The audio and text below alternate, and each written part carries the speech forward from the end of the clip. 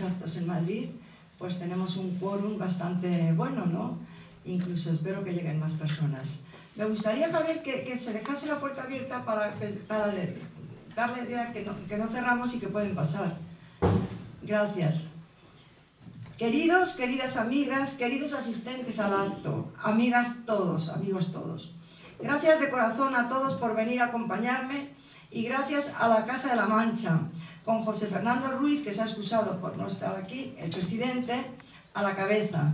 Y Javier está al fondo, si me lo permite, en la popa. Sí, allí está en el fondo, como decía, con el streaming y mis libros. Paso a presentaros a los componentes de la mesa, a quienes agradezco sinceramente su colaboración y amistad. Los nombro. Por aquel extremo tenemos a mi querida amiga y colega Julia Sáez Angulo, periodista, escritora, con la revista La Mirada Actual, que es, bueno, yo creo que la lee todo Madrid, porque ya se levanta muy pronto y todo Madrid, ¿has visto lo que ha sacado Julia? En fin, una revista fantástica, imprescindible para saber qué pasa en Madrid.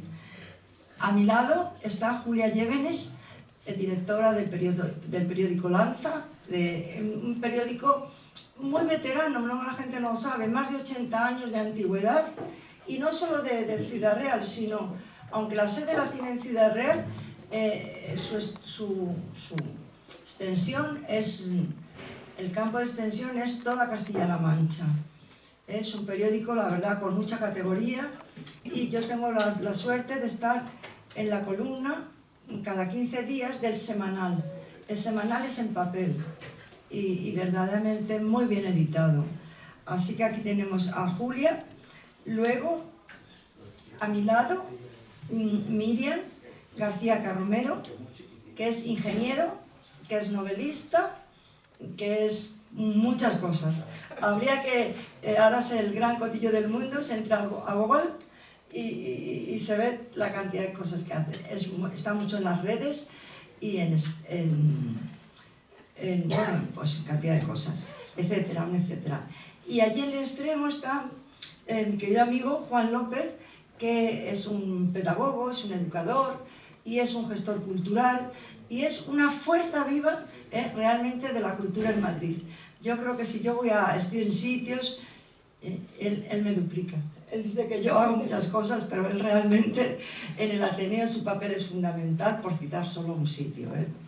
Y aquí discretamente, pero luego dirá alguna cosa, ¿no? Discretamente y elegantemente está el editor de Ondina, que ha sacado este libro, Francisco Márquez. Y bueno, pues todos amigos, bienvenidos, y vamos a dar aquí unas pinceladas a este acto que va a transcurrir de la siguiente manera. En primer lugar, y dado que este acto se ocupa el espacio del Club de Escritoras, me gusta mucho, mantengo un club de escritoras aquí en la Casa de Castilla-La Mancha en Madrid. Y ya tiene una cierta solera, ¿no? ¿Te acuerdas? Julia estuvo en las primeras sesiones, Julia Sáez Angulo, y entonces para acoplar calendario lo pusimos aquí, ¿no? El acto. Entonces, porque en definitiva recibimos, en primer lugar vamos a hacer la salutación especial a Julia Llévenes, que ha tomado el AVE, ha venido desde Ciudad Real, es profesor para el acto, y también entonces el Club de Escritoras, porque el periodismo es un género literario importante, ¿no? Y entonces le vamos a hacer a ellas unas pequeñas, diríamos, abrir el acto con ella, ¿no? Así que vamos a hacer unas preguntas a Julia, yo y también, perdona que sea la primera, y después Julia Sáez Angulo, y luego ya nos focalizamos en la obra, que es, diríamos, que es un plato fuerte de este acto, ¿no? Entonces, a Julia Llévenes le quería decir yo, y quería, perdón, este libro, mirar, este libro en la primera página tiene la dedicatoria, una dedicatoria que al tiempo es historia, porque dice, a las 3 primeras directoras del periódico Lanza, Laura Espinar, 1999, Conchi Sánchez, in memoriam, una pérdida, una amiga, algo tremendo, en la flor de la vida, un infarto y murió, pues es que no tenía, bueno, plena juventud, 2020. Y yo le tengo dedicado un libro de poemas a Conchi Sánchez. Y Julia Llévenes, 2023, y aquí estamos. Y digo, nosotras, las valientes, avanzamos entre los aullidos del mundo. Digo, porque si os dais cuenta, ha tenido que llegar prácticamente el siglo XXI, 1999, Laura Espinal, que además creo que es de Fernán Caballero, ha tenido que llegar el siglo XXI para que las mujeres alcanzasen el poder del diario Lanza. Muy estimable, pero tampoco es el Banco Mundial, ¿no? Entonces ahora le pregunto yo a Julia, ya sabes que trabajo mi línea de investigación Género y Poder, Mujer y Poder, y hemos hablado mucho de ello. Entonces decía eso, que había que... Entonces diríamos, ¿cuánto te ha costado llegar a Lanza? 30 y tantos años. ¿Y cómo es la lucha de ahí, el cargo de Lanza? ¿Qué poder simbólico tiene? Realmente es un sitio, en una provincia es un sitio importante, ¿no? A ver, no, le paso le corro aquí este. Sí, bueno, Lanza, para quien no lo sepa, lo cuento así muy rápidamente, va a cumplir la semana que viene, el 20 de mayo, 82 años. Nació en 1943, de la mano de la Diputación de Ciudad Real. Luego es un periódico público ligado a una institución, en este caso la Diputación, que es uno de los dos periódicos públicos de este calado que hay en España. Entonces, claro, es un periódico muy característico y muy singular y muy difícil de dirigir, por razones obvias, porque estamos vinculados pues, a quien dirija, en este caso, la Diputación. Y bueno, en sus inicios, como estaba el franquismo, bueno, pues claro, se creó para acompañar los principios del movimiento y fue fundado por, bueno, tú no lo conociste, no, yo tampoco, por Gutiérrez Ortega. Sí. José Gutiérrez Ortega, y que estuvo unos años, y luego estuvo Casama, que a Casama sí que lo conocía muchísima gente porque se ha muerto hace poco, además, con casi 100 años, y fue muy conocido. Carlos María San Martín, que fue padre de Carlos San Martín, que fue director de ABC, y también tiene otra hija periodista y tal. Luego estuvo Jesús María Zuloaga, José Antonio Casado, Luis Navarrete, Laura Espinal, al final somos todas mujeres, Laura Espinal, Conchi Sánchez, que es la que ha mencionado María Antonia, que murió tristemente, va a hacer ya 2 años, y ahora que estoy yo.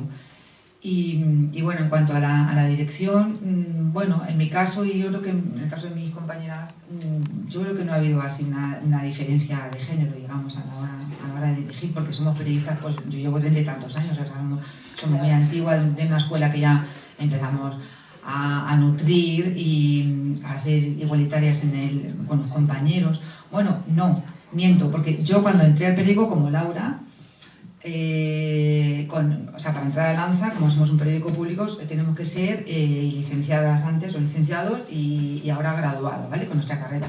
Pues yo cuando entré me hicieron el contrato de auxiliar de redacción, y a mi compañero Raúl, que entró igual, redactor. A Laura Espinal, cuando entró, auxiliar de redacción, y a José María y a Manolo, otros compañeros que eran de su generación, redactores. O sea, había esa diferenciación. O sea, y eso ha asistido hasta... Yo estuve 6 años de auxiliar de redacción. Y hacíamos el mismo papel, exactamente lo mismo, salíamos a la calle... Es una diferencia notable, ¿no? Sí, es verdad, que te decía que no, pero sí que es verdad. Sí que... Sí, o sea, es evidente, ¿no? La desigualdad, ¿no? Y la simetría que había a la hora de tratar... O sea, porque sí, de manera sistemática entrábamos las mujeres, éramos auxiliares con la misma titulación, con los mismos estudios, entraban los hombres, compañeros nuestros, de facultad, de todo, y eran redactores. Bien, le dejamos la palabra a ver qué quiere preguntarte Julia Sáenz Angulo. Muchas gracias, María Antonia, y encantada Julia Llévenes, tocaya mía. No sé si saben ustedes que Julia es nombre de reina de España, a ver si dándole un poquito de vueltas la adivinan quién es. Bien, pues felicidades por dirigir un periódico de 82 años, que esto en España realmente es un monumento importante y es el decano, me he enterado, de Castilla-La Mancha, y eso le honra. Además es un título muy conocido en la historia del periodismo que estudiábamos los periodistas en mis años, digamos, 70, pues teníamos al profesor Artabella, y el periódico Lanza lo elogiaba, ¿no?, como esa autoridad dentro de Castilla-La Mancha, con lo cual es un periódico muy conocido y muy respetado, y con ese nombre tan singular, pues se queda en los oídos y en la memoria de los que hemos estudiado periodismo y por tanto historia del periodismo, ¿no? Bueno, a mí me gusta ver mujeres en la dirección de los periódicos, porque efectivamente venimos de unas décadas donde la mujer estaba más preterida, y tú misma lo has sufrido, como lo has contado, y se pueden contar muchas más anécdotas, ¿no? Pero ahora vamos caminando, vamos bien, no hay que bajar la guardia, porque en cuanto bajamos la guardia nos comen el terreno, y no es que vaya esto en contra de nadie, sino todo lo contrario. Yo creo que el mejor aliado del feminismo son los hombres, porque son la otra parte que en vez de ser enemigos tienen que ser precisamente coadyuvantes, ¿no? Pero vamos a la pregunta que queríamos formularte. Una de ellas es, como estamos en un libro sobre el columnismo periodístico, ¿en qué medida la dirección de un periódico pide o cuida o exige que el columnista sintonice con la línea editorial? ¿Se le deja al columnista una libertad de expresión o siempre se busca que sintonice con el periódico? No, en nuestro caso no, es verdad que es uno de los géneros que no hay exigencia. Bueno, María Antonia lo sabe, que escribe libremente, y otros columnistas igual. Y la verdad que nosotros es un espacio que no trabajamos mucho, hay que decirlo. También somos un periódico público y yo creo que no tenemos que tener ninguna editorial, salvo cuidar a la Diputación. Pero yo, en mi caso, estoy practicando la pluralidad. Y en cuanto a las columnistas, nosotros es verdad que tampoco tenemos columnistas así, lo que se conoce como columnistas, eso que marca unos principios, una ideología. No nos tenemos colaboradores, que llamamos, y tenemos varios blogs de personas, pues, de todo calado, desde una nutricionista a un cinéfilo, otra chica que hace crítica literaria, de cine, de música también. O sea, sí que tenemos así de géneros, pero no exactamente como de marcada ideología, digamos. Y nada, y luego comentar que el diario Lanza, cuando se abrió, llevaba el lema de "la lanza nunca embotó la pluma", que es un ripio del propio Quijote, y que yo entiendo que es como el triunfo de la palabra contra la fuerza. Y bueno, ya se quitó, pero sí que llevaba ese lema. Bueno, y la palabra que es lo que mueve el contenido de un diario, bueno, pues marca ahí la importancia. Bueno, pues mi experiencia de columnista de Lanza es que, y además es curioso, porque yo creo que la columna es una cosa maravillosa, es un privilegio tener un apartado, como una especie de cátedra dentro de un periódico, y nadie me dice, se supone que yo estoy en temas de cultura, ¿no? Pero bueno, podría hablar de política, y yo creo que los columnistas en la actualidad tienen una libertad omnímoda, salvo que lleguen a extremos. No quiero citar, en fin, a Fernando Savater, que lo cito. Ha sido un caso muy... Pero, por ejemplo, el otro día me llamó la atención en El País, García Montero, y dice, titulo mi columna "Por Europa", y todo el rato era un alegato a favor de Europa, y además, para remarcarlo más, dice, utilizo esta columna como un llamamiento para la concentración en Callao a las 12 de la mañana. O sea que fue muy explícito el uso libre de la columna para un fin que le pareció importante. Bien, pues yo creo que con esta, bueno, pues Julia, bienvenida aquí, y con esto empezamos ya el segundo foco del acto, ¿verdad? Que es ya centrarnos en la propia obra, que bueno, pues la verdad que que estoy muy contenta de estar aquí presentándola con ustedes. Y entonces voy a ponerme, para que haya una variedad, me gusta a veces hablar en atril. He preparado unos pequeñas páginas, aquí, folio pequeño, y entonces voy a hablar y ya cada persona, porque claro, Julia puede hablar de la obra, obviamente. Julia Llévenes ha escrito el prólogo, o sea que conoce muy bien la obra. Miriam también la ha leído y Juan también, o sea que entonces luego ya hago un poco la entrada a la obra, enfocándola, y luego ya cada persona, pues de los participantes aquí en la mesa, vamos diciendo. Esto se llama el maestresala y la partitura, pero claro, somos muchos y hay que amenizar y dinamizar.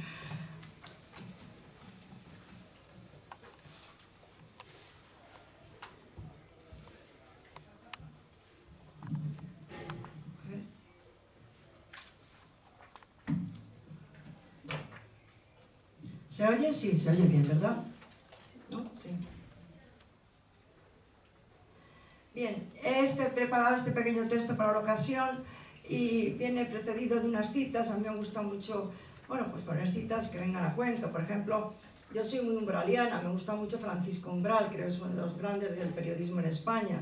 Entonces, la cita que viene de Francisco Umbral es justamente, dice, la columna es el soneto del periodismo, Francisco Umbral. Luego, una cita de Luis Timbaud-Ticlat, que dice, el periodismo es el camino real de la escritura. En efecto, hay muchos escritores, por ejemplo, Vargas Llosa estaba encantado de tener, una vez escribió la alegría que le dio cuando le concedieron una columna en un periódico. Así que hay como, a veces es un trampolín a veces a un lado a otro, un trampolín desde el periodismo a la literatura, como por ejemplo el caso famoso de Rosa Montero, y también viceversa. Bien, y luego una cita de Marguerite Yourcenar, porque voy a hablar un poco de mi infancia, que una escritora de cabecera mía, Marguerite Yourcenar, dice, cuando se ama la vida, se ama el pasado, porque es el presente tal y como ha sobrevivido en nuestra memoria. Yo fui una niña periodista, por eso viene el pasado. Y esto está dedicado, porque tuve la ocasión fantástica de estar con ella, realmente una estrella rutilante del firmamento mexicano, que es Elena Poniatowska. Elena Poniatowska, luego también a Soledad Murillo y a tantas otras periodistas valiosas como las que tenemos aquí en la mesa, ¿no? Y un decorado sentimental, primera memoria. Desde la infancia recuerdo la presencia de los periódicos en mi vida.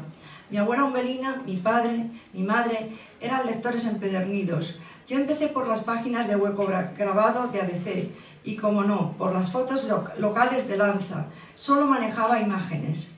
Me compré un ficherito verde para clasificar y ordenar las partes que debía tener mi periódico fantaseado y los temas que irían en ellas. Esto me preocupaba mucho y constantemente escribía lo que yo pensaba serían titulares brillantes. Pasado el tiempo, presento esta colección de columnas mías escritas entre 2020 y 2024. Escritas unas pocas a la vera del mar, en los años del cautiverio COVID. Como ha escrito el presidente Emiliano García Paje, que tengo el honor de que haga el pórtico de esta obra, son crónica y testimonio. Son un conjunto para mí maravilloso, comillas, tutti frutti, podría decir. Hay literatura, biografía, sociología, cine, campo-ciudad, puntos suspensivos. Me encantaría que os gustara, es más, creo que os van a gustar. Ahí está el libro puesto para la ocasión, que con muchos gustos he dedicado y seguiré dedicando a quien quiera, y brindaremos al final del acto por él. Vamos a hacer todo el ritual, el brindis por el libro.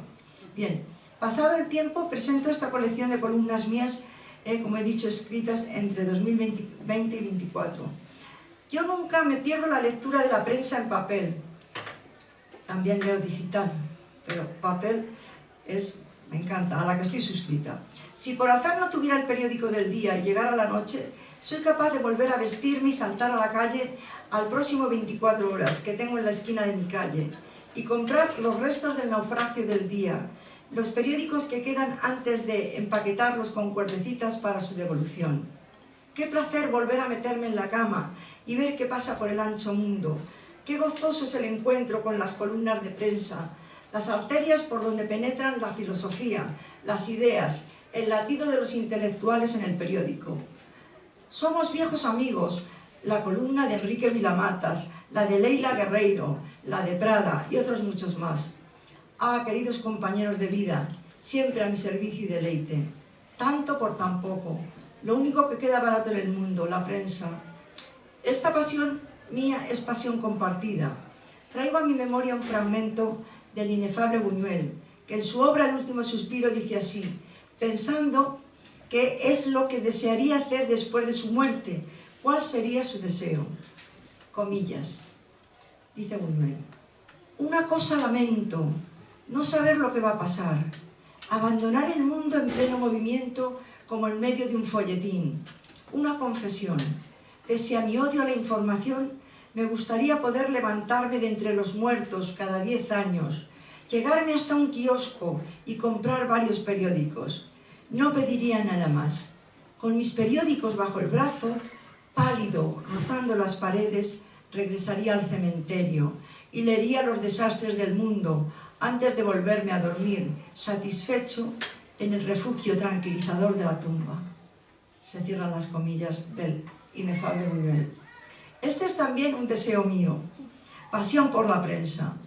Ver cómo va el mundo, sentir el latido de la gente, enfadarme con la estupidez de los políticos de ayer y de hoy, de sus duelos exhibicionistas mientras son devorados por el poder, dialogar con los columnistas, estar de acuerdo con alguno, debatir con otros, disentir a veces.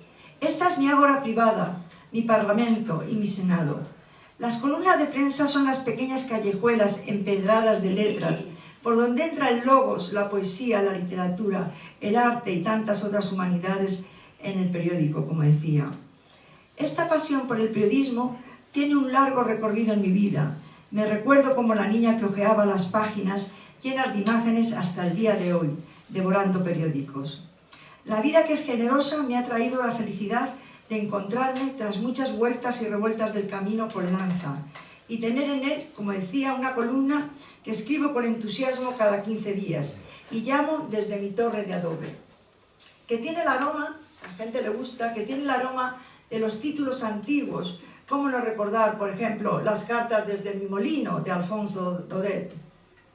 Qué alegría me da escribir mi columna. Queridos amigos, queridas amigas, deseo que vosotros os alegréis también leyéndolas. ¡Viva la prensa!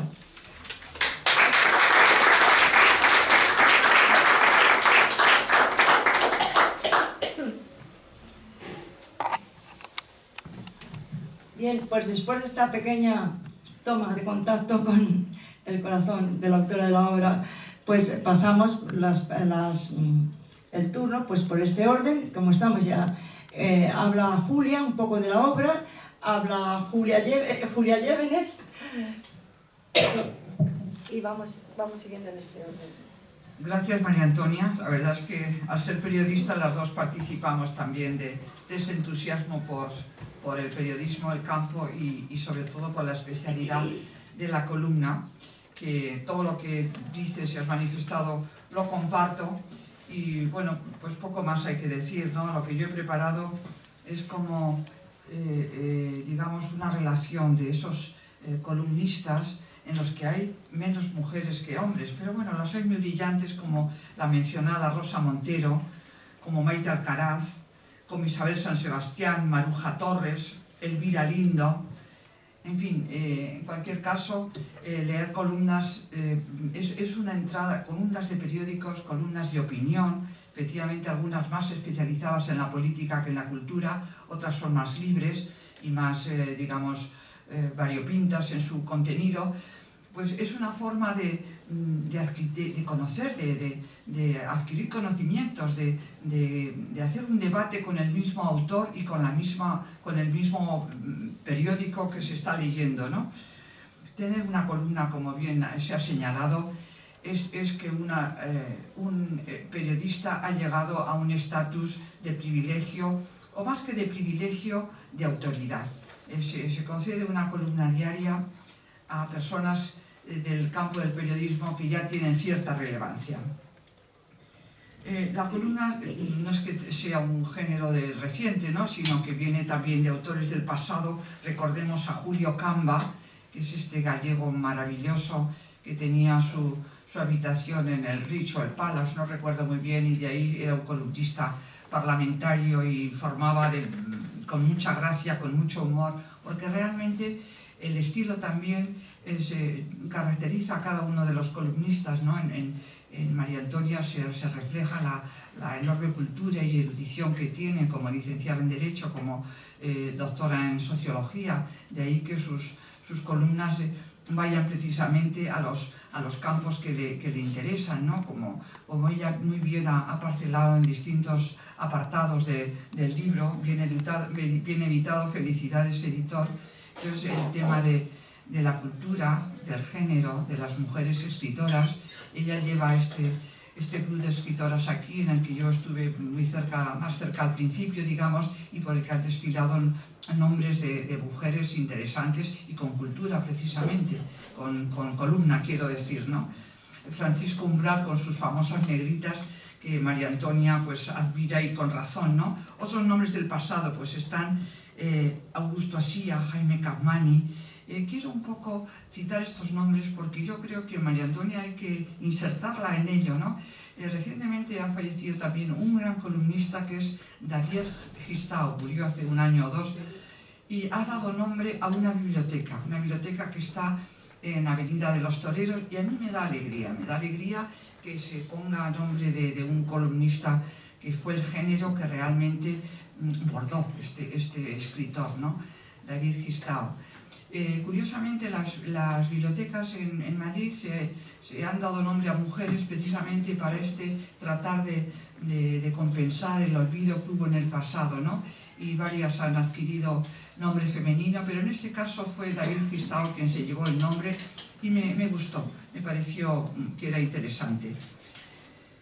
Es bueno, cuando escribía Umbral, que le citen a uno. A la gente le gusta, y ya saben ustedes el dicho ese gracioso y que no deja de ser verdad, de que más vale que hablen de uno, aunque sea bien, porque si hablan mal es que tiene más poder y más interés, ¿no? Está el consejo de Ortega y Gasset, que decía que la cortesía del filósofo es la claridad. A mí este consejo de Ortega me ha parecido siempre muy valioso, no solo para los filósofos, sino para los escritores y, por supuesto, periodistas, ¿no? Podríamos hacer, y no es cuestión de una clase, entre la diferencia entre el artículo periodístico y la columna periodística. Viene a ser una diferencia de asiduidad, de longitud, digamos, de libertad. Son géneros que se rozan, pero que efectivamente se diferencian. En fin, el tema de acumular los artículos periodísticos, las columnas periodísticas en un libro, es algo que se ha venido haciendo. ¿Por qué? Porque el periodismo es una mercancía muy efímera. A las 24 horas nos enseñaban en las escuelas que moría, ¿no? Se quedaba en hojas volanderas de periódico, y solamente se producía el revival cuando uno iba a las hemerotecas, y ahí realmente en las hemerotecas se investiga mucho, se indaga mucho, se documentan muchos para hacer libros, ¿no? Pero si de un columnista se agrupan las distintas columnas que ha hecho, ya entran en un cuerpo, un compacto, que es mucho más fácil de seguir el pensamiento de esa columna, ¿no? De ese autor. En el caso de María Antonia, leyendo sus columnas, podemos ver sus inquietudes, podemos ver incluso su biografía, sus viajes, que es otro apartado interesante, su interés por la poesía, su interés por Iberoamérica sobre todo, dentro de esa conducta viajera, digamos. O sea, que tiene algo de revelador del propio autor, ¿no? Es el estilo que nos dio una definición muy hermosa Azorín, y que la he recogido, pero como no estoy siguiendo un poco los papeles, quizá me cueste conseguirla. El estilo un poco es el hombre, se ha dicho siempre, ¿no? El estilo es algo tan sencillo que aquel que lo lea diga, esto es fácil, esto poco menos que lo hago yo, pero la simplicidad y la claridad, decía Azorín, no tiene otro secreto que el poner una cosa detrás de otra para esa misma claridad de cara al lector.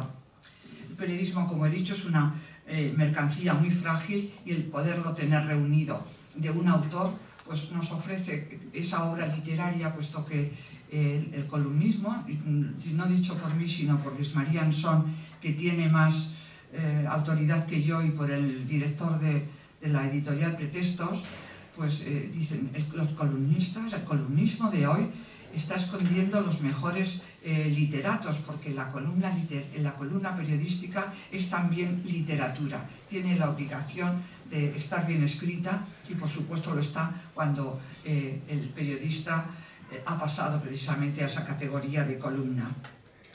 El periodista no es un escritor de segundo orden. Esto es importante porque a veces hay esa creencia de que, bueno, el escribir un libro tiene una enjundia especial, pero el periodismo es más a la pata a la llana, puesto que se hace a diario y ligero, y es verdad que muchas veces lo hacemos con cierta rapidez, ¿no? Pero la columna está mucho más pensada, puesto que tiene una periodicidad o semanal o incluso diaria y quincenal, como es el caso de María Antonia, ¿no?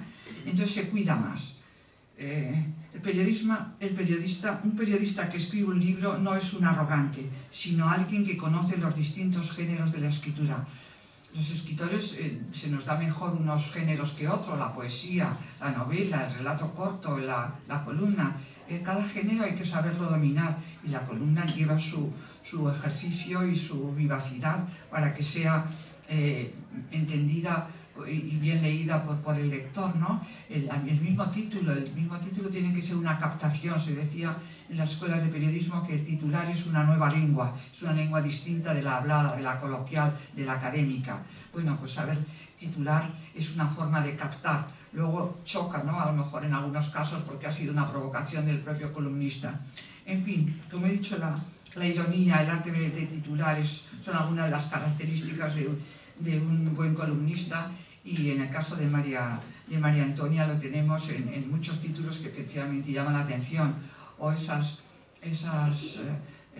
digamos, casi homenajes que hace pues, a nuestra gran Emilia Pardo Bazán, esa mujer extraordinaria, escritora, que realmente no entró en la academia, y la culpa máxima la tiene Clarín, un gran escritor, pero yo tengo esa reserva de que no ayudara y encima hiciera comentarios estúpidos a la candidatura de doña Emilia Pardo Bazán.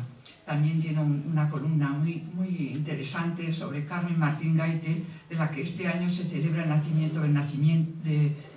centenario del nacimiento, y le acaban de sacar un sello con su imagen muy bonito, porque es muy elaborado, digamos un poco diseño pictórico, y bueno, pues se lo merece. Carmen Martín Gaite es también una gran escritora y colaboradora de periódicos, ¿no?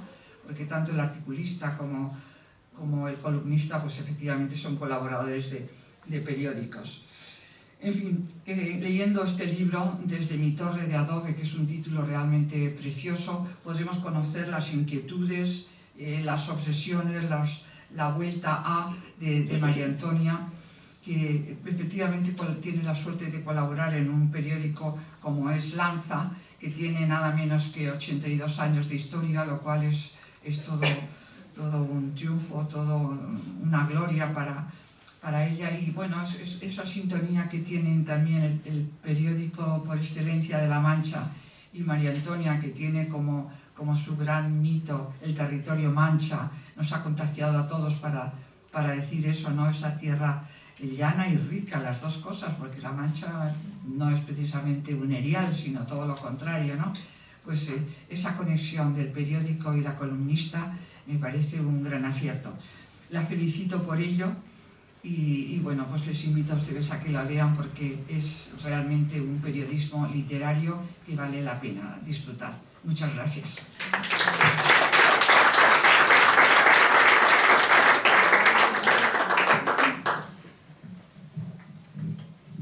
Bueno, pues ahora damos el paso aquí, diríamos, traemos el icono de Lanza, ¿no? Aquí tenemos a Julia Llévenes, y quiero aprovechar también, claro, esto hay que aprovechar el tiempo solo, la cuña que me ha dejado Julia Sáez Angulo, que ha estado brillante como siempre, de que os invito, parezco insaciable, pero aprovecho el momento, el próximo martes, día 20, tenemos aquí, también en este espacio maravilloso, nos acogen para el libro La Mancha, territorio literario, un libro magnífico del que soy la editora literaria, con 30 autores de altura, hispanistas, cervantistas, en fin, sería estupendo que cogiéramos la tradición de venir el próximo martes también. Disculpar esta cuña, pero me la ha servido Julia, y entonces ahora tenemos Julia Llévenes, que bueno, ha entrado en la entraña del libro porque se ha escrito el prólogo, ha estado en contacto conmigo todo el rato, ¿no? Y te dejo la palabra. Atengámonos, pues eso, entre 7 y 10 minutos más.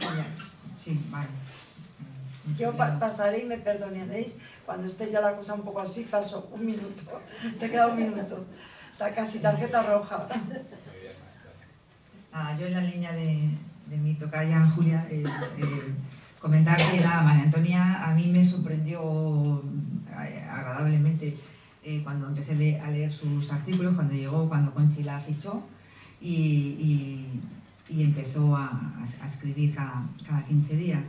Y me sorprendió por su hondura poética intelectual de los escritos que suele plasmar, porque incluso aunque pueden parecer tibios, provienen de sus propios materiales sociológicos, ella lo dice en sus discursos, y por su curtida y elaborada investigación científica, en lo que es un trabajo creativo y apasionado. Como dijo ella misma cuando leyó su discurso de entrada en el Instituto de Estudios Manchegos el año pasado como consejera de número en el que yo estuve, y por supuesto que cubrimos ese acto. María Antonia inició esta tarea indagadora, investigadora en 1978 con una línea de estudio pionera en España, como destaca ella misma y muchísimos foros, dedicada a las élites feministas españolas. Ha escrito sobre mujeres políticas, empresarias, ingenieras, profesoras, catedráticas, etc. Un trabajo muy ilustre del que su profesor, no sé si mentor también, el filósofo José Luis López Aranguren, dijo que se debía a sus extraordinarias dotes de estudiosa y para la organización del trabajo intelectual. María Antonia es autora de cerca de medio centenar de títulos, ¿no? entre publicaciones científicas, sociológicas, divulgativas, poemarios, y entre ellos está Desde mi torre de adobe, que para mí yo lo abrazo, como ella abrazó el año pasado el otro libro que yo también presenté en Ciudad Real, porque para mí, claro, evidentemente es muy especial Desde mi torre de adobe, sobre todo porque también es un recuerdo otra vez volvemos a hablar de ella, a Conchi Sánchez, que murió repentinamente a los 50 años. También tengo que decir que al releer todas estas piezas informativas, estas columnas, pues para mí fue súper enriquecedor, tanto por mi gusto y mi interés por el conocimiento, como por el enganche que tuve, ¿no? con sus escritos, por el carácter crítico de los textos, por estar escritos desde la discrepancia intelectual, ¿no? Porque María Antonia siempre mete su posición en el tema del que trate, y resultan pues unos escritos pues argumentados, novedosos, ilustrados y altamente pedagógicos. Aprendí mucho, querida María Antonia, con la lectura, y yo también recomiendo que las lean ustedes. Y aparte de hablar de mujeres, de las teorías feministas, María Antonia habla del yo cotidiano y su corresponsabilidad, habla del escenario social que nos contextualiza, sobre todo culturalmente, socialmente, y del devenir de las actuales generaciones, especialmente las marcadas por la antinomia, que llama ella, entre el campo y la ciudad. Estas investigaciones entre la controversia del campo y la ciudad dieron lugar a una de las publicaciones que yo también tengo, porque yo pertenezco a la BAN desde hace un montón de años, a la Biblioteca de Autores Manchegos, que edita la Diputación Provincial de Ciudad Real. Con su libro, o sea, publicó, este tema lo trató en un libro que se llama La ciudad contra el campo y que fue rescatada y editada posteriormente por el Ministerio de Agricultura, como tú has recordado.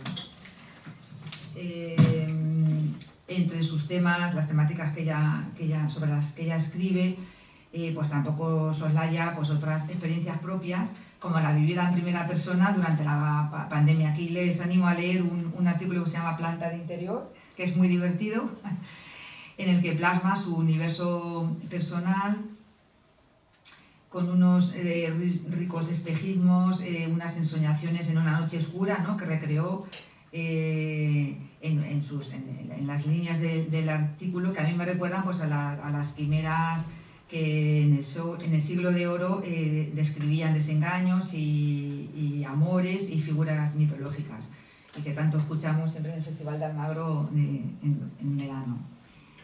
Todo este ecosistema de María Antonia está plasmado en el periódico, como ya bien ha dicho, de su alma, ¿no?, de su infancia, de toda su vida, que atraviesa toda su vida, que ella leía desde la casa del rumor, ¿no?, que llama allí en Torralba, de Calatrava, con una abrasadora pasión, que ella también llama, y junto a su abuela Umbelina, y con aquellas firmas que ahora son su ágora privada, su parlamento y su senado.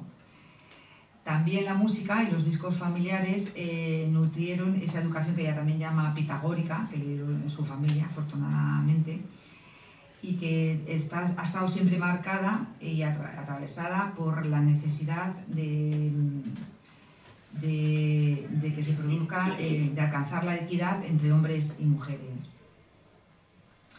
Es una cuestión, como bien digo, que vertebra toda su vida académica y todas sus inquietudes personales, como también decía Julia. No en vano publicó en la icónica revista Ozono, hace más de 50 años, un artículo que criticaba al idolatrado Neruda y a sus versos de "Me gustas cuando callas". Callar no es buena receta para una mujer, sentenció María Antonia a finales de los años 70. Esta desigualdad también la expresa cuando habla de personajes como Carmela Foret, Antonieta Rivas, Clarice Lispector o Elena Soriano, abocadas en mayor o menor grado a sufrir el síndrome de Doris Day, todo esto lo explica María Antonia en sus artículos, es decir, la dicotomía de vivir entre la pluma o la aspiradora. Pero el paradigma de la simetría que se da por género la ha centrado María Antonia en la escritora Emilia Pardo Bazán, como también decía Julia, europea y transnacional, adelantada a su tiempo, que se convirtió, según María Antonia, a su juicio, en un rompeolas con el que se iban a chocar todos los prejuicios machistas de aquella época. María Antonia en la actualidad sigue impartiendo conferencias sobre esta línea de investigación, conceptualmente denominada Género y Poder, y orientada a jóvenes investigadoras.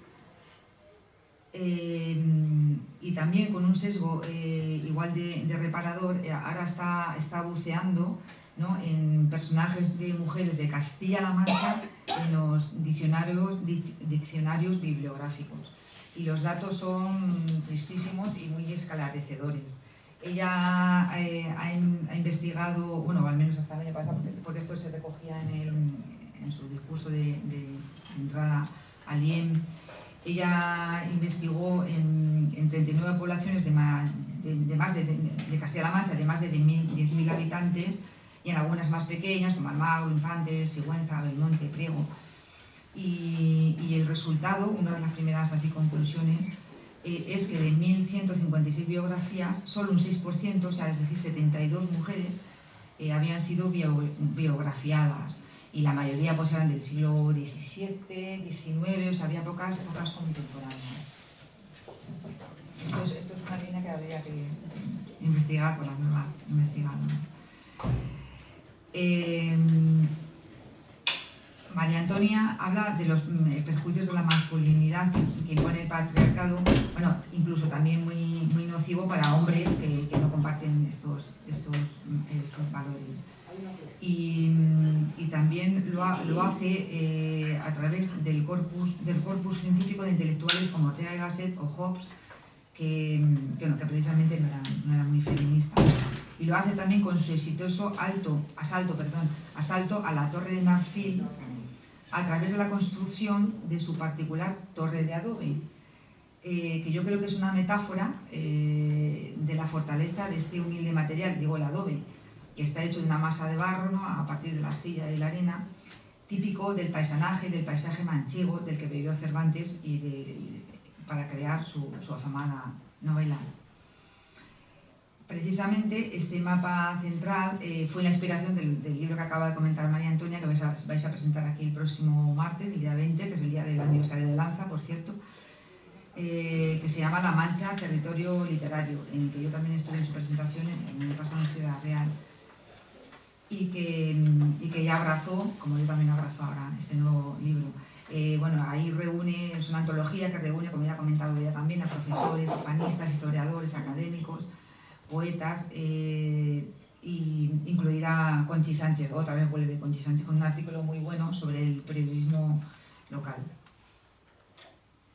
De este territorio de La Mancha dijeron que era la tierra de los tristes destinos, pero en este caso no fue así, sino que fue escenario de vocación, eso ya dice María Antonia, de vocación y sugestión a través de firmas como Francisco Nieva, Umbral o Yo en Dos Pasos.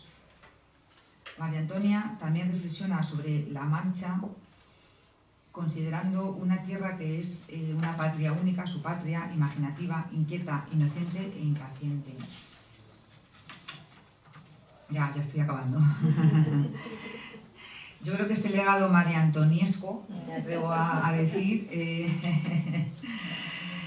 está intrínsecamente ligado a su labor científica y también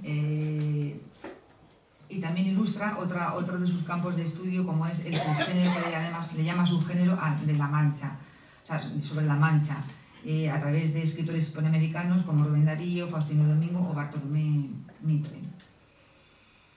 En definitiva, todo el mundo, todos los escritores intelectuales que hablan de La Mancha hablaron del más grande país del mundo, que dijera Carlos Fuentes, refiriéndose al español. El español, un idioma desde el que María Antonia ha desentrañado su alma y su esencia teórica, creativa e icónica, que es reconocida, que está siendo reconocida a nivel nacional, a nivel internacional, y que forma parte de un vasto legado que ahorma pertenencia territorial y ahija un árbol filosófico y docto referente para las nuevas generaciones, sobre todo para las mujeres y para tener un futuro más igualitario. Y ya para acabar, como Antonia te haces querer, me voy a despedir con un verso de un hondo poema de Gloria Fuertes, que dice: pienso mesa y digo silla, compro pan y me lo dejo. Lo que aprendo se me olvida, lo que pasa es que te quiero.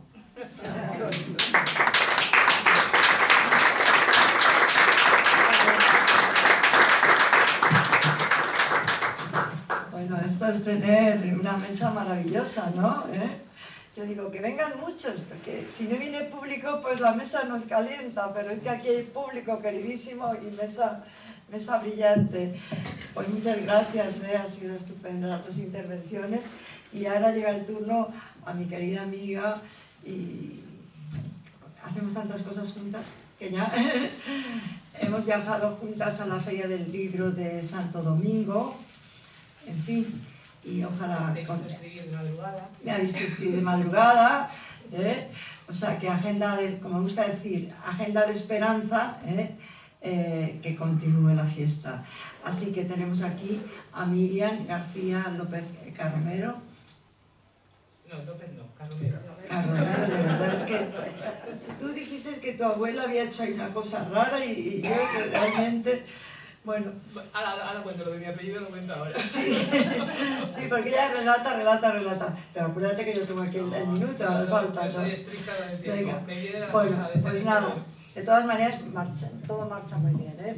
Vale. Bueno, pues efectivamente yo conozco a dos facetas de María Antonia y yo las diferencio en María Antonia o Antonieta y en García de León. En la época en la que yo estudié decían que las mujeres no teníamos apellido y los hombres no tenían nombre propio. Bueno, Antonieta tiene las dos cosas, ¿vale? Pero son dos facetas de ella, que ella se desdobla y crea, en ese desdoble, crea el Antonieta personal, el Antonieta de su abuela Umbelina, de la Casa del Rumor, de esas cosas que la tocaron, de la niña pitagórica, de la niña periodista, ¿vale? Pero luego está la otra, luego está la García de León, está esa garra fuerte que te engancha con toda la cultura que tiene, con toda la emoción de la investigación científica, porque es una científica. Ahora lo explicaré, esa faceta, ¿no?, que ella tiene, y en eso es una García de León. Ahí la Antonieta se pierde, se diluye, ya no está la faceta personal, está otra persona, está ese ser que se convierte en el que te trasciende en el conocimiento. Y ese conocimiento está en cada una de las páginas que ella va escribiendo en su columna bisemanal y ahora todas recogidas en esta antología de sí misma. Porque hay una cosa muy importante en Antonieta, el yo. A ella le gustan mucho las cosas que escribo sobre su yo, porque su yo es algo que también trasciende a sí misma, es un segundo Antonieta, es algo que crece de ella, es como si saliera de su ser y creara algo diferente y mucho mejor.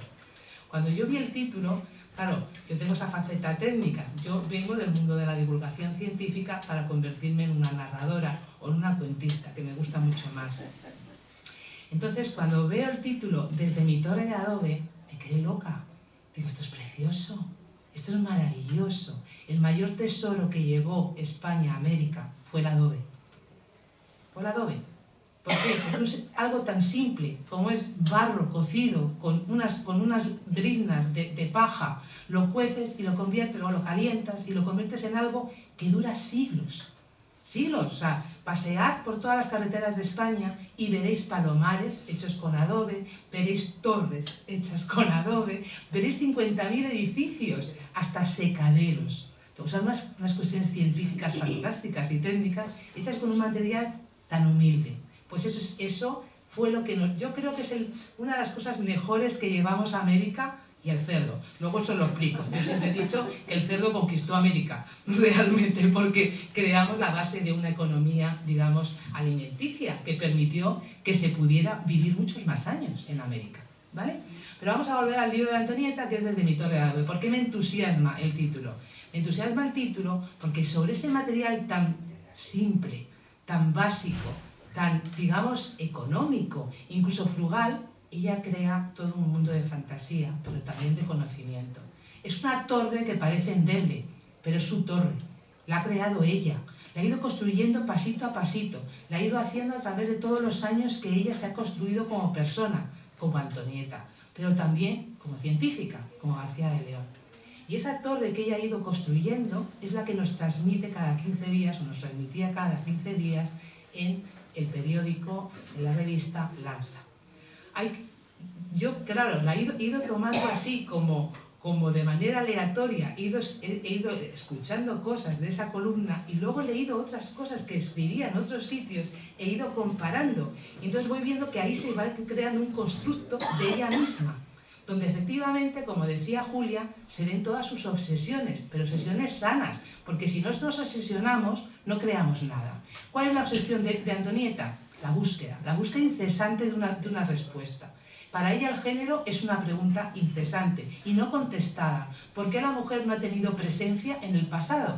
A lo mejor la tuvo, simplemente lo que no tuvo fue publicidad, no lo sabemos. Pero esa pregunta que ella se hace la va trasladando a todas las cuestiones de su mundo. Nosotros tuvimos una discusión, yo vengo del mundo técnico y la verdad es que yo nunca me he sentido muy discriminada, tengo que decirlo. A lo mejor porque no me he dejado, también puede ser. Pero es cierto que el género nos puede condicionar, ¿vale? Y que ella esté ahora investigando sobre biografías y que resulte que solo aparecen una decena, una centena de personas biografiables, de género femenino en toda una región que es próspera en el conocimiento, es próspera en la literatura, es próspera en la creación, te tienes que plantear algo, te tienes que plantear muchas cosas. Entonces, este elemento que para ella es fundamental, que es el género, la va creando una serie de preguntas que ella de alguna manera las va respondiendo en sus columnas. La columna me encanta porque es como si estuvieras enjaulado entre dos paredes y tú solamente puedes escribir entre esas dos paredes. Parece que esas dos paredes no las puedes mover, pero como son de adobe, las movemos. ¿Vale? Entonces, en esa creación, ella es un método como muy socrático, ¿no? Te pone la pregunta delante y espera que tú reacciones ante esa pregunta que te está creando y te está diciendo al mismo tiempo lo que ella piensa. Pero es que te está provocando. O sea, cada vez que escribes una provocación. Y esa provocación tú la tienes que contestar. Entonces, como no te quedas con la respuesta, busca la siguiente columna para que venga la siguiente provocación. Y eso es lo que me gusta de ella. O sea, te deja siempre con la sensación de que hay algo más, que tengo que buscar, que no me puedo conformar con lo que ella me dice, porque yo tengo que buscar también. Y ese es el valor más importante de un escritor y de un narrador y de un periodista, que no te lo diga todo. Porque si te lo dice todo, ¿qué vas a buscar tú? ¿Entendéis? Por eso me gusta, porque es la exposición, la provocación y luego tú vas y buscas tus propias respuestas. Ese es el periodista real, no el periodista que te dice lo que tienes que pensar. Eso no es un periodista, perdón, eso es un dogmático, ¿vale? Un poquito de demagogia a lo mejor detrás. No, por eso digo que es canallescamente buena periodista. Tiene la bellaquería de la pluma, digamos, que no se doblega. Y esa bellaquería te hace seguirla. Yo la primera vez que la oí que decía, soy una niña pitagórica, y yo claro, teorema de Pitágoras, yo no veía Pitágoras por ningún lado en ella, pero luego, claro, luego fui entendiendo la provocación que iba creando en mí. Otra frase buenísima de ella es la negación de la domesticidad, ¿no? O sea, ella no cree en la domesticidad, cree que eso no pertenece al mundo de un creador. Pero claro, todos nos levantamos por la mañana, nos vamos, nos hacemos el desayuno, nos hacemos el café, es imposible no caer en la domesticidad, pero esa rebeldía continua a caer en la domesticidad es una forma de vida de Antonieta, que la refleja también en su escritura. Por eso digo que es un libro para no leerlo de golpe. No es un cuento, no es una narración, ¿vale? Es un libro para estudiar. Entonces, cada artículo te da una pista y tienes que seguir este pequeño, digamos, truco, ese gincana que ella te está proponiendo y tienes que asimilarlo y tienes que buscar tus respuestas. Y por eso me gustó. Y cuando me propuso venir aquí, dije, bueno, ya sabe que no me gusta prepararme las cosas y leerlas porque parece que se pierde la frescura del pensamiento. Me pone realmente nerviosa leer porque yo luego me invento otra cosa, me invento hasta las canciones, con lo cual es muy difícil que yo lea un texto. Pero dije, no, sí, tengo que sacar esa cosa que nunca se dice de los periodistas, ¿no? Que los periodistas son seres humanos, se equivocan, obviamente, pero que lo mejor del periodista es que te están siempre cuestionando esa realidad circunstante que tenemos. Me gusta mucho cuando se compara con Umbral, porque Umbral una de las cosas que tenía es que nunca se creyó a sí mismo. Yo creo que eso es lo más fantástico de un periodista, es cuando uno disiente de uno mismo, no se cree ni lo que está diciendo, y la duda permanente de Umbral fue él, ¿no? También yo creo que en el caso de García de León, no de Antonieta, en el caso de García de León, creo que también hay esa duda permanente a creerse completamente el personaje que ha creado. O sea, te está poniendo, oye, ¿realmente esto que yo te estoy diciendo, te lo estás creyendo tú o me lo creo yo? ¿Vale? Esa pequeña obsesión que tiene con nuestra grandísima Emilia Pardo Bazán, que para mí siempre será la amante de Benito Pérez Galdós, porque es la cosa más bonita que tiene de su vida. Lo más triste fue que su familia pues no dejó heredero, ¿no? O sea, su hijo y su marido, o sea, su hijo murió en la vez de su nieto, y es terrible, ¿no? que alguien así, ¿no? Tan fuerte, con esa potencia, con ese poderío, no dejara realmente un testimonio, digamos, personal.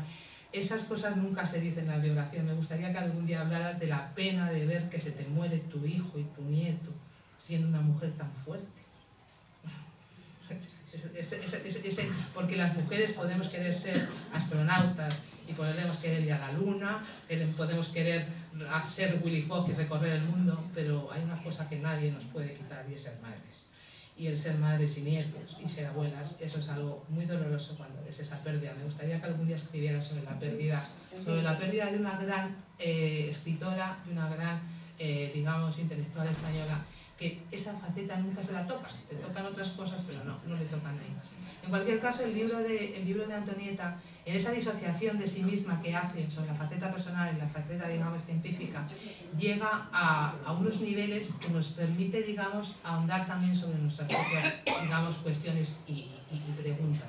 Yo, como mujer del siglo XXI, me pregunto si es verdad que tenemos que hacer tanto esfuerzo en la teoría de género, o lo que tenemos que empezar es a resolver. Hemos teorizado demasiado y lo que tenemos que empezar es a poner medios para que estas cosas no vuelvan a suceder. Soy un poco más pragmática y menos científica. Creo que no se consigue mucho con las leyes, se consigue mucho más con la pedagogía y con el hacer del día a día. Ya llevamos unos añitos, ¿no?, que yo creo que ya sabemos lo que hay que hacer. Se ha creado, digamos, una pauta de comportamiento. La sociedad española, yo creo que absorbe muy bien la información y absorbe muy bien los cambios. Somos una sociedad flexible, la verdad es que es eso, y ya está bien de hablar y hay que actuar ya. O sea, no podemos seguir todo el día hablando de que tenemos un problema de género cuando lo que tenemos es un problema, digamos, de realidad. Y eso yo creo que hay que dar ese paso hacia adelante.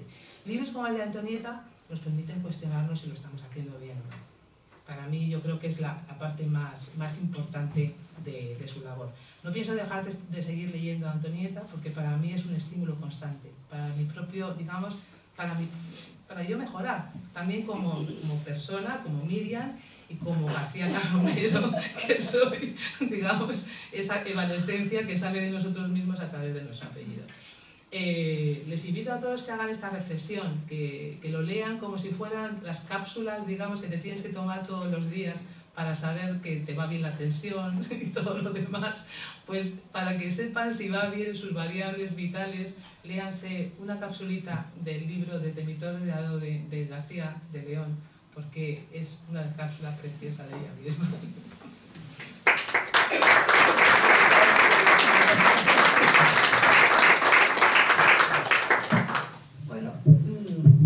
Bueno, de verdad es que contratada de publicista, está claro, hay que tomar una cápsula de este libro. Luego, el libro está muy bien editado porque a mí me encanta, no es solo que digamos que tenemos gafas, no, es que la letra grande es que a veces abusan, ¿no? Cuando ponen una letra así es horrible, ¿no? Y este libro tiene una letra grande, legible. Me duele un poco que no tenga las ilustraciones tan bonitas que salen en Lanza, porque Lanza es un primor de periódico, ¿eh? Tiene unos ilustradores fantásticos. Entonces, pero bueno, ya el sentido de la realidad y del coste, pues obligó a ello, ¿no? Pero bueno, a ver si se agota y hacemos una edición de lujo, ya con las cápsulas envueltas en oro. Termino diciendo, te quiero regalar una cita, que me encanta dar citas. A ver qué te parece. Respondiendo exactamente donde has acabado. Nada hay más práctico que una buena teoría.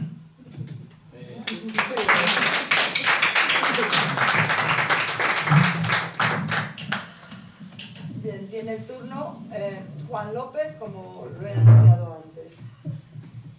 Y tú mismo puedes hablar de ti porque tienes...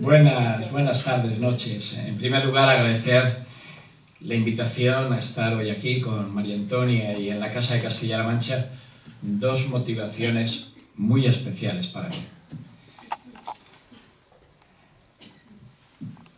Desde mi torre de adobe es un título precioso, como aquí ya se ha dicho, con el acierto de la periodista que sabe dar un buen titular. Pero les aseguro que cuando lean el libro verán que María Antonia escribe pisando siempre tierra y, si me permiten el símbolo, descalza.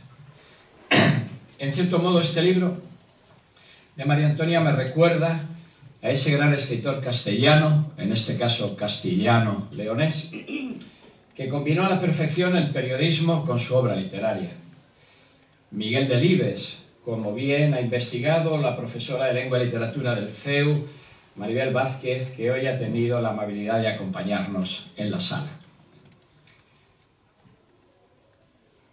El libro de María Antonia es, entre otras cosas, que se han dicho ya, y ahora habla el inspector de Educación, un manual pedagógico extraordinario para el conocimiento social, cultural e histórico de Castilla-La Mancha. Porque la prensa puede ser un instrumento educativo muy útil para la formación y educación en el aula. Y de eso voy a hablar en mi turno de palabra. Voy a hablar de la prensa como instrumento educativo. Este es mi titular de hoy.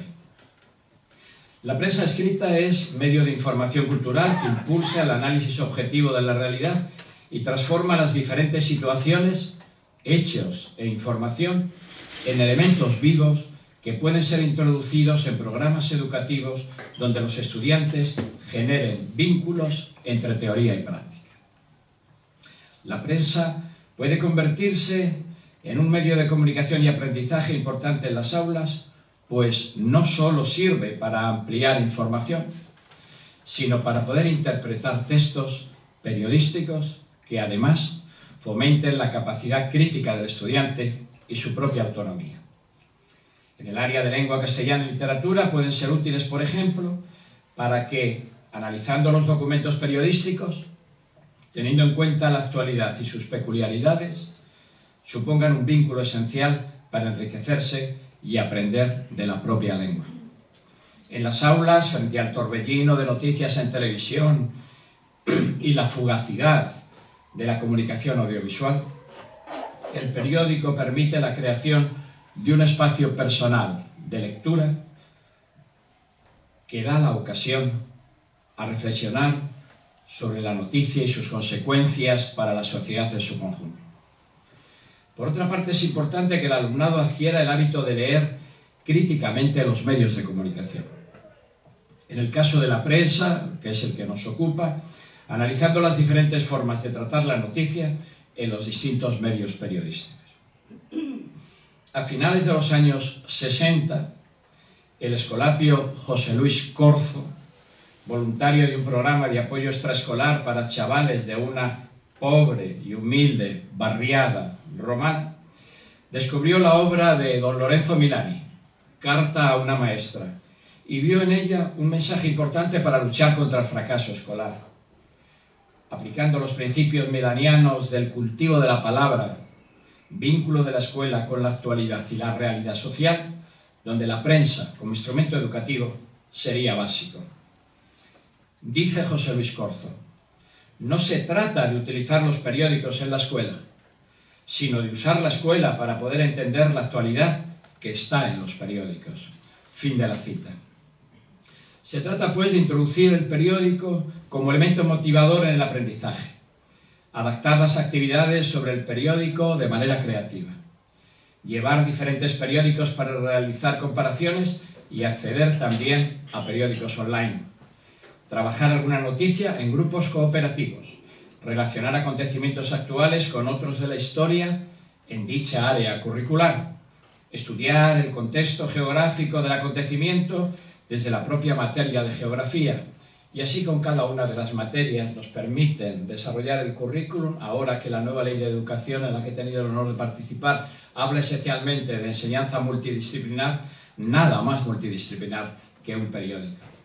Y como actividad final, crear un periódico con los alumnos que sirva para ayudarles a redactar y analizar cuestiones que pasan, cuestiones que suceden, que pasan en su entorno escolar y social.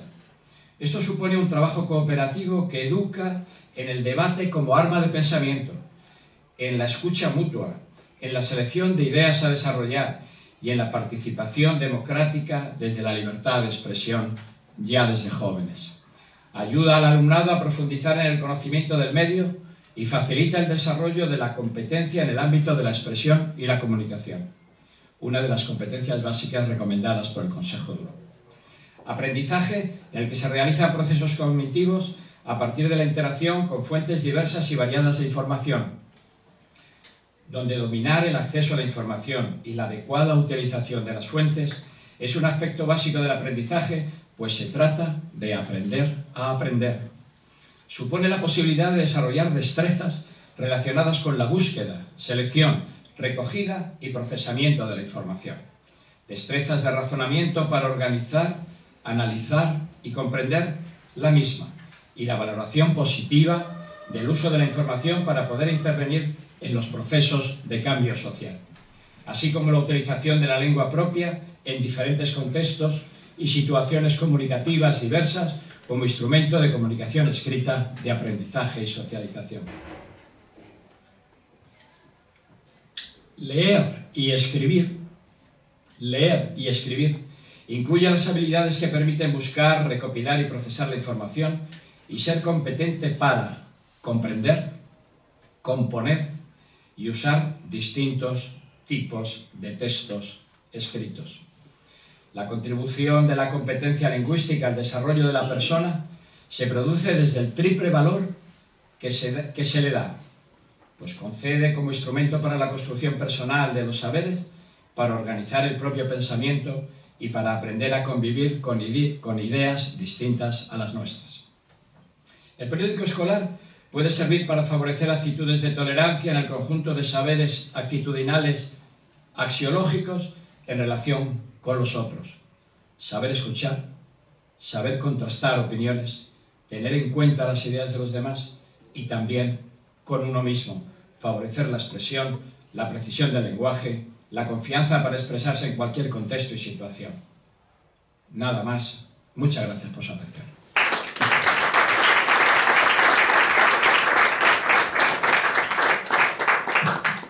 Bueno, yo decía la palabra tutti frutti, ¿no? Las columnas, pero en la mesa también ha habido mucho tutti frutti del bueno, ¿no? Variado, interesante. Bien, y ahora una sorpresa, porque también en la sala hay periodistas ilustres y yo dije un poco de micrófono abierto, solo un momento, y por ejemplo aquí tenemos nuestro colega José Belló, que es fan de todas las noticias gráficas por toda la comarca, Puerto Llano, en fin, es un arte de la crónica fotográfica y tal. Y también tenemos a una excelente novelista, periodista, Teresa Maldonado, que le pido por favor que suba aquí al atril y que lea el trozo tan bonito que me regaló para este libro. ¿Lo tienes apuntado? Sí, está aquí, está aquí. Está aquí. Tampoco sabérmelo de memoria ya. No te pido un esfuerzo de memoria, simplemente te presto un ejemplar. Eso, hasta leer llego. Te presto el ejemplar de este, porque ahora hay una modalidad que está bien, puede ser prólogo, como el excelente prólogo que ha hecho Julia, pero también ahí de ella y de la obra han dicho, y hay pequeños trozos que se acompañan a las obras y están bien. Aquí hay uno que me encanta, de una amiga, Pilar Pedraza, que viene a la Feria del Libro. Desde la otra orilla te leemos, América te ama. Eso como me ha encantado. Y aquí estoy buscando el de Teresa para dárselo buscado. Sí, a ver, y no tengo gafas, que me las he dejado. Te dejo las mías, te dejo las mías. Las mías son todo terreno, las mías son todo terreno, espérate. Ya es A ver, espérate un momentito. Un momento. Aquí estás, aquí estás. A ver. Entonces seguimos con el tema de la lanza. Mira, estas te valen. Yo creo que lo veo. Son de cristal. ¿Dónde está la mía? Aquí. Ah, sí, ¿Ves es cómo verdad. las necesitas? No, que en la frase del Quijote, que yo he visto desde pequeña siempre, que la ha dicho Julia y Ebenés, pero yo creo que es: nunca la lanza embotó la pluma. ¿No? Nunca la lanza, o sea, es que es como nunca la lanza embotó la pluma. Para el valor del que escribe, de pensar, el pensamiento. Bueno, Teresa, pues tienes tus minutos de gloria. Gracias. Al periodismo. Ya estuvo en la agencia F. En sus columnas, María Antonia García de No, un León. poco, ¿está bien? Sí, ¿Llega bien? bueno, sí, aquí tampoco hace falta el micrófono. Contrólalo tú. A ver, en sus columnas, María Antonia García de León, socióloga y poeta, amante del cine y los viajes, penetra con fina y punzante ironía en las capas más profundas que subyacen tras los asuntos que nos trae la actualidad. María Antonia utiliza elementos autobiográficos, tal como hicieron articulistas como Francisco Umbral, que habéis citado aquí, para desvelar lo que se oculta detrás de la realidad que se va desplegando a nuestro alrededor mientras nos afanamos en las tareas diarias que puntúan nuestra existencia.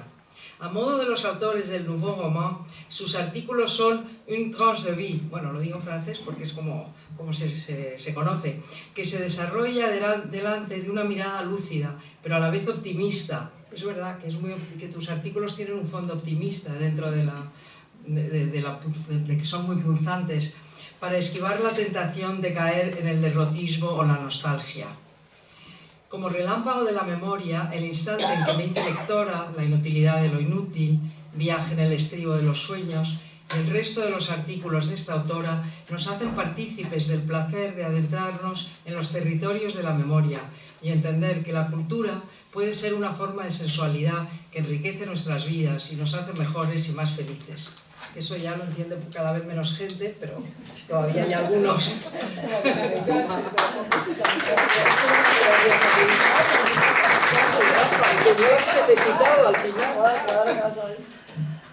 Bueno, pues nada, pues yo creo que, bueno, si alguien quiere decir algo más, aquí estamos en una agora que hemos creado, pero si no, pues damos por terminado el acto y muchas gracias por acompañarnos.